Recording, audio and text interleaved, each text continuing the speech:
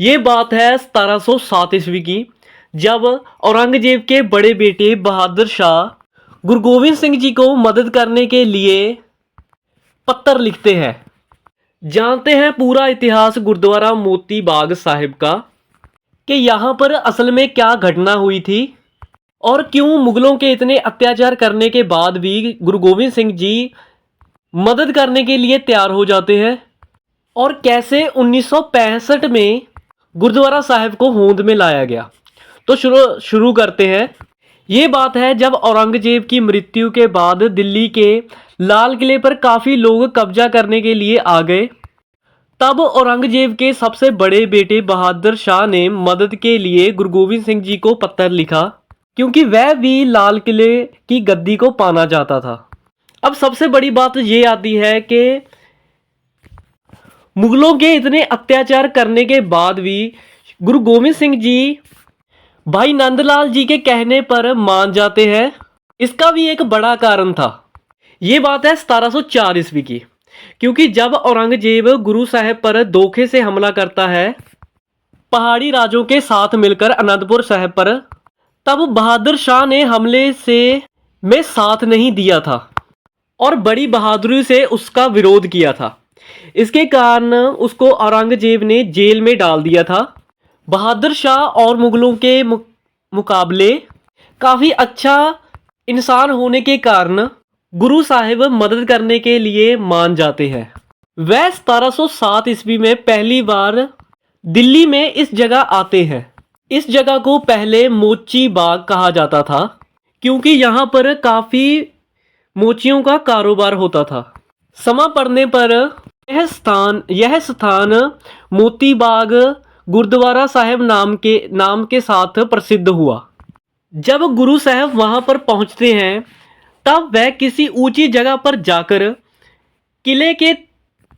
लाल किले पर तीर दागते हैं। लाल किले पर 2 तीर दागते हैं। मोती बाग से लाल किले की दूरी थी 8 मील, 8 मील यानी कि 16 किलोमीटर। जब पहला तीर गुरु साहिब जी लाल किले की तरफ छोड़ते हैं तब तीर बहादुर शाह के सिंहासन के पास जाकर लगता है। यह तीर इसलिए छोड़ा था ताकि बहादुर शाह को पता चल जाए कि गुरु साहिब जी दिल्ली में पहुंच गए हैं। यह देखकर बहादुर शाह सोचता है कि गुरु साहिब के पास वाकई में कोई चमत्कारी ताकत है।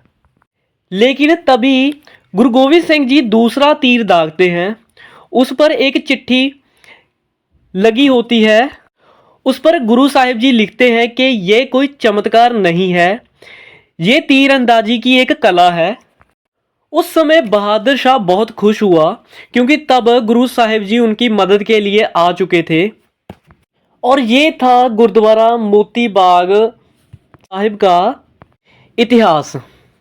आप वह जगह अब भी देख सकते हैं जहां से गुरु साहिब जी ने 2 तीर चलाए थे। अब बात करते हैं साल 1965 की, जब गुरुद्वारा बनाने के लिए काफ़ी रुकावटें आ रही थी। अभी तो गुरुद्वारा काफ़ी बड़ा है, लेकिन पहले वहाँ एक चौबारे में गुरु ग्रंथ साहिब जी की स्थापना की गई थी और उनके नीचे से गांव के अंदर बाहर जाने के लिए रास्ता था। रास्ता होने के कारण वहाँ से लोग बीड़ी सिगरेट पीते निकलते थे। टांगे में लोग हुक्का पीते हुए निकलते थे। वहाँ के जथेदार जी ने कई बार समझाने की कोशिश की, लेकिन बात नहीं बनी। अब आता है 1965। स्थानीय लोगों को काफ़ी बेनती करने के बाद वहाँ की संगत के द्वारा बलपूर्वक कब्जा किया जाता है।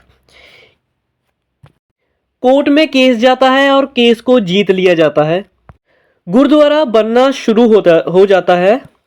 आज के समय वहाँ पर आपको एक बहुत बड़ा लंगर हाल और अंडरग्राउंड पार्किंग देखने को मिल जाएगी, और वहाँ पर 24 घंटे कीर्तन चलने के कारण अलग ही सुकून मिलता है। यह था गुरुद्वारा मोती बाग साहिब का इतिहास। ऐसी ही और वीडियो देखने के लिए चैनल को जरूर सब्सक्राइब करें। वाहिगुरु जी का खालसा, वाहिगुरु जी की फतेह।